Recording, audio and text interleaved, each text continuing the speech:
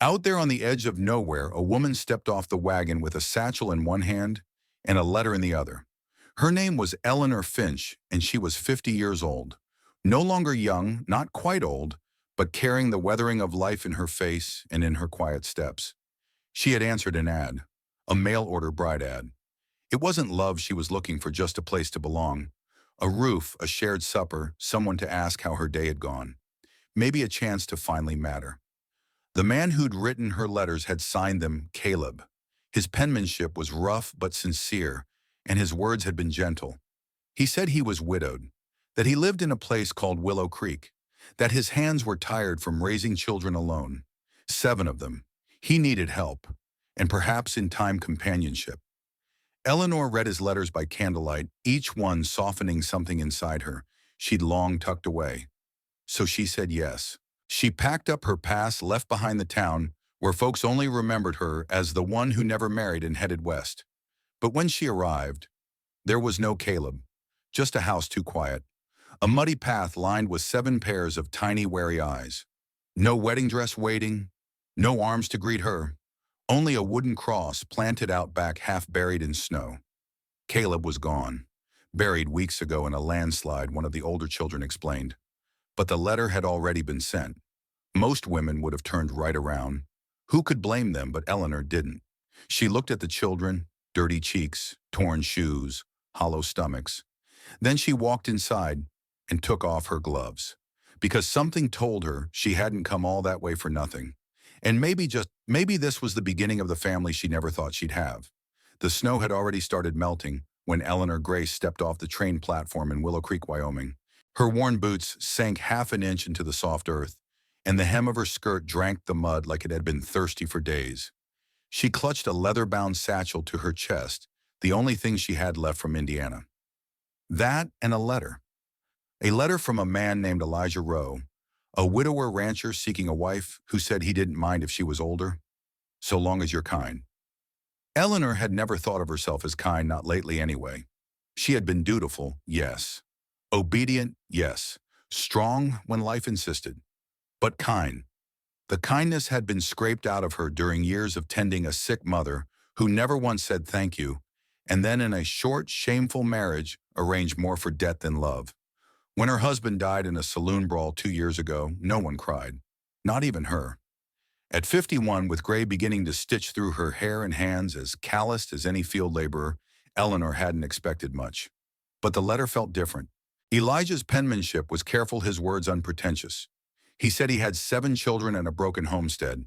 He needed help, not romance. She liked that. So she had come across 3 states and 1 long winter to begin again. But when she arrived at the Rowe homestead, the cabin was gone. Literally gone. What stood in its place was a heap of crushed timber caved in under what must have been a recent avalanche or mudslide. The barn was still standing, but the house was rubble. The place looked abandoned. And worse, there was no sign of Elijah. No man in sight, just 7 pairs of wide eyes staring at her through the cracks in the barn slats. Children, dirty, hungry, and unsure. The oldest looked no more than 13. The youngest clung to her hip, holding a chipped tin cup. Eleanor didn't scream. She didn't drop her satchel and run back to town. She simply stepped forward and said in a voice steadier than she felt, "Well, I suppose I'll need to start boiling water then." In that moment, she stopped being just a mail-order bride. She became something more. She came expecting a husband. She found 7 reasons to stay instead. But could her heart carry them all? Eleanor had been at the Rowe homestead for 3 days before she saw him. In that time, she'd done more than she had in years. With sleeves rolled high and skirts tied back, she dug through the broken ruins of the collapsed cabin, scavenging anything salvageable: utensils, blankets, scraps of tin.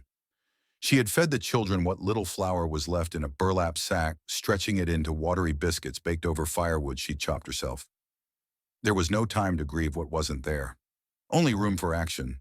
The children didn't know where their father had gone. The avalanche had come 2 weeks ago, they said without warning. Elijah had ridden out to town the day before to sell a calf and never come back. The trail between town and the ranch was treacherous now, barely passable. Some said he must have died, but Eleanor had a quiet knowing tucked into the hollow of her chest, a sense that the story wasn't over yet, And on the fourth morning, while gathering water from the half-frozen creek, she saw movement. A figure on horseback, slumped, injured. Eleanor's heart thudded. She squinted through the pale sun. The horse moved slow and limping. The man on its back was barely upright. She dropped the bucket and ran. It was him, Elijah Rowe, half frozen with a broken arm tied to his chest and blood crusted down one side of his coat. She caught the reins as the horse stumbled to a stop. Elijah's eyes blinked through pain and disbelief. "You came," he rasped. Eleanor swallowed hard. "You didn't tell me there'd be 7 children." He gave a half smile, half wince. "Didn't figure you'd come if I had." She shook her head. Foolish man. But her voice broke at the edges, and in her hands there was no anger, only a steadiness, a welcome. She helped him down gently. No ceremony, no tears, just quiet relief and the sound of breath. That night, after binding his arm and feeding him the last of the biscuit dough, she sat by his bedside in the barn.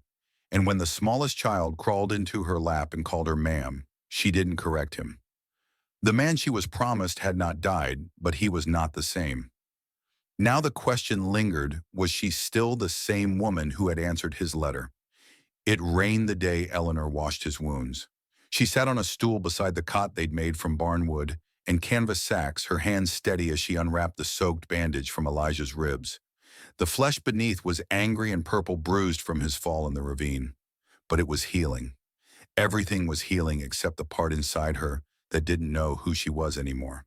She had come west with a name she didn't say often, a past she didn't mention, a promise of marriage from a man she'd never seen clutch like a last coin at the bottom of her hope. She was supposed to arrive, be wed, and start over, but that script had burned the moment the children opened the cabin door alone. Now she was, what, a cook, a caretaker, a woman sleeping on straw in the corner of a barn. And Elijah, well, he wasn't speaking much, not out of rudeness, but out of shame. She could see it in the way he avoided her eyes, in the way he flinched every time one of the children called her Ma. He hadn't meant to trick her. He'd written the letter in honest hope. But he hadn't known the avalanche would come, that he'd be gone when she arrived, that she'd meet his children before she ever met him. One night when the storm rattled the barn roof and the children huddled by the stove inside, Elijah spoke. "I reckon I ought to send you back," he said softly. Eleanor didn't answer at first. Then she said, "You reckon wrong." He turned his face toward her in the firelight, surprised. "You didn't lie to me, Elijah. Life just got here first." She stood. "But I need to know, am I wanted here, or am I just the woman who showed up and kept things from falling apart?" He looked away. His breath caught. "I don't rightly know what I am to anyone anymore," he whispered. Her voice was quiet. "Then maybe we figure that out, together." Outside, the rain eased into a hush. Inside, something shifted. Not romance, not yet, but recognition, a beginning. She came west expecting a wedding. Instead, she got a broken man, 7 hungry mouths, and a question, is love something we earn or something we choose anyway? Elijah didn't say much after that storm-soaked evening, but something in the way he moved changed. He began meeting her eyes, not always but more often.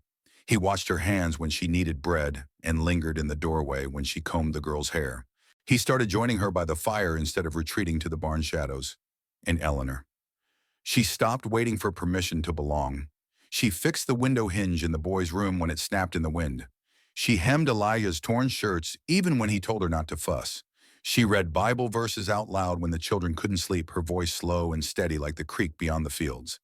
And in those moments, she was no longer the bride who arrived too late. She was someone who stayed, who helped, who held things steady.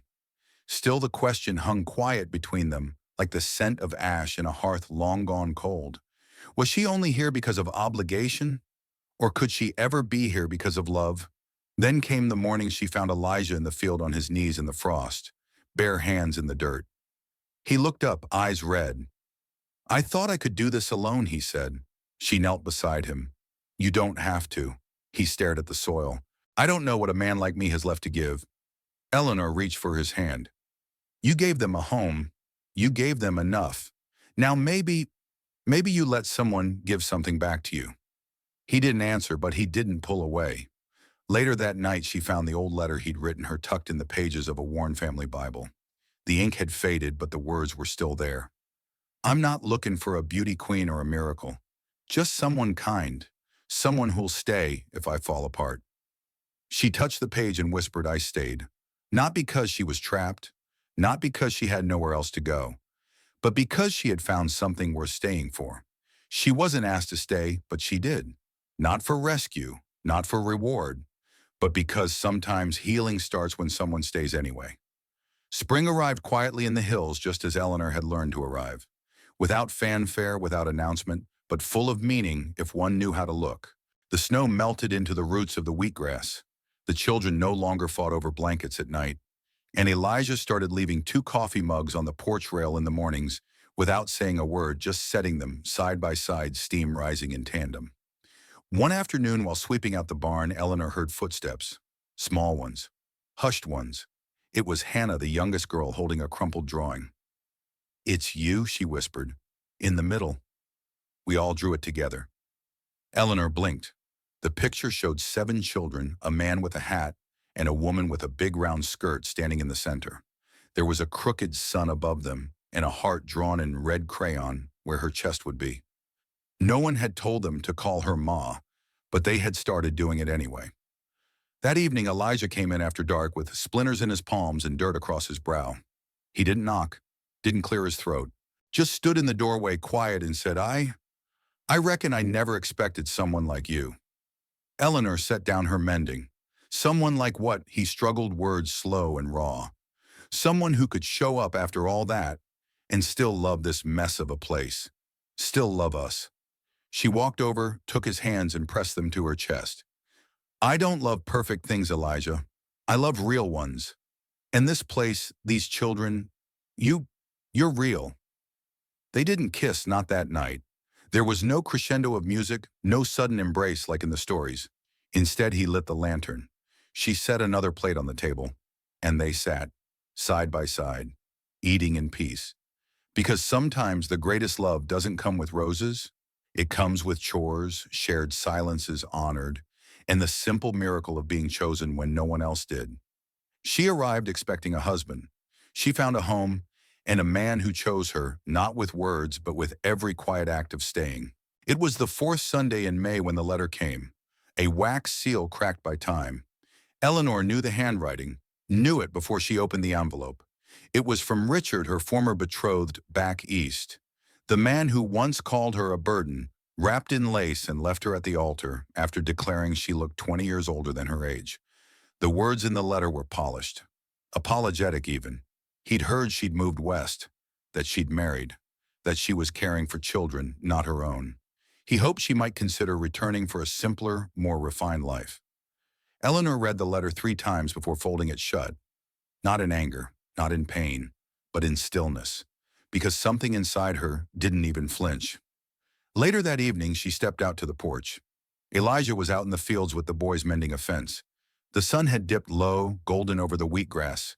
Hannah and Elsie were stringing beads on a blanket nearby.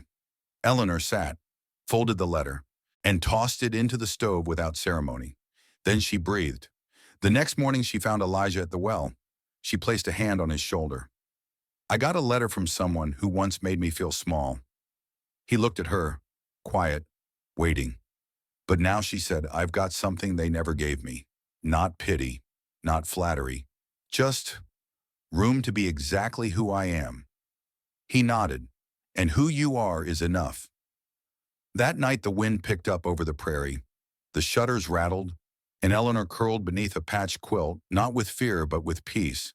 Not everything that tried to return deserved a place at the table. The past came knocking with honeyed words, but Eleanor didn't answer. Because once you're truly seen, there's no going back to being invisible. Eleanor woke early that Sunday. There was bread to bake, dresses to mend, and 7 eager children already whispering on the stairs, hoping breakfast would come with a story and maybe a warm cinnamon roll or 2. She tied on her apron, smoothing it over her waist. The same apron once mocked for being too small for her frame, now worn soft and sacred by daily use. The house smelled of yeast and lilac. It smelled like home. Outside, Elijah was sanding a new cradle he'd built for the twins. He had asked her quietly days before, "Do you think we could adopt them officially, as if he needed permission to love more?" He didn't. Not anymore. At church that morning, someone whispered again, "That's the woman who came alone. The one with the ruined past." But this time it didn't sting, because someone else standing nearby smiled and added, "And the one who raised 7 children on her own and gave a widower a reason to believe again." Eleanor didn't respond. She didn't need to. Back home, as dusk settled on the porch, Elijah brought out 2 cups of tea. He didn't say much, just sat beside her the way he always did, like a man who understood the quiet worth of another soul. And Eleanor leaned her head to his shoulder, not in longing, but in arrival. She was no longer waiting to be chosen. She had already been. She arrived expecting to be someone's bride, but she became something more: mother, partner, heart of a home. Not because she was perfect, but because she stayed when it mattered. And so Eleanor stayed. Not because she had to, but because her heart whispered that she was needed. She wasn't the young bride Caleb might have imagined. She wasn't graceful or quick. She had lines on her face, a softness to her step, and hands that had known their share of sorrow. But she had warmth. She had gentleness. And above all, she had a love that did not wait to be asked. It simply showed up and remained. 7 children learned to smile again because she did not leave. And in time, someone else came along too. A quiet man from the neighboring ranch, widowed like her. He didn't say much at first, but he always fixed the fence. He brought apples, then nails, then himself. And one day he stayed too. Dear friends, sometimes the people life gives us aren't the ones we dreamed of, but the ones who choose to stay when others walk away. That's what makes a home. If this story touched your heart, we invite you to subscribe to None, Wild West Saga, for more tales of quiet strength and second chances. And tell us in the comments, would you like to see what happened next in Eleanor's life, or hear another story like hers? We read every word you write, and maybe, just maybe, your story is waiting to be told too. Until then, stay kind, stay tender, stay you.